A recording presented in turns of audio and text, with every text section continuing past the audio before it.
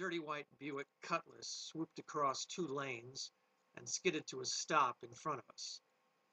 Jesse and I looked in amazement as the 2 old winos inside gestured frantically for us to get in. We squeezed into the back and the driver vaulted us into traffic. The passenger turned around and squinted at us. He looked exactly like Otis the drunk from Mayberry. "Where are you headed?" "Davidson?" "Yep." The driver now turned around.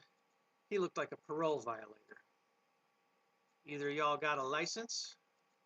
Jesse said nothing. "I have one," I volunteered. "Let's see it."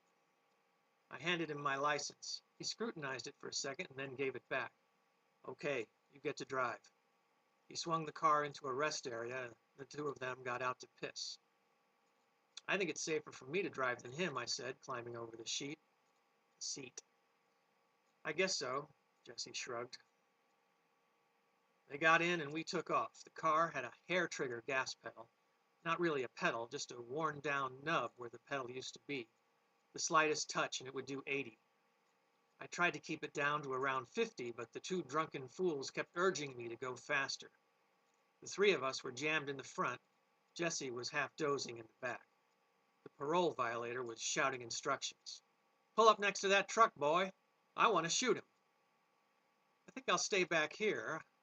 I tried my best to hide my fear, as I would with a skittish horse or a wild dog. "Well, all right then. Just let me get my gun here." He reached under the seat and whipped out a bottle of nitrate. I was relieved, for the moment. "Did we tell you that we stole this car, boy? You're driving a stolen car." He turned to Otis. "Where did we steal this car?" "Virginia? What'd he say? Beasley, Virginia. We stole this car in Beasley, Virginia. Beasley. Who was that nurse last night we was talking to at the Duke Hospital? Who was she? We was at Duke last night." "Was it Beasley or Beasley? I think he said Beasley." "That's where we stole this car, Beasley, Virginia." "Where was we last night? I was 2/3 drunk." "Duke. We was at Duke. Remember that nurse?" "I remember. I was 2/3 drunk." "Boy, did you know that you're driving a stolen car?" "I think this is the exit for Davidson," I announced. "I'm just going to pull off the road here." "No, boy, you want to get off at the Concord exit. That's 7 miles. He turned to Otis again. "Now, where did we get this car? Beasley?" "Beasley," Otis burped.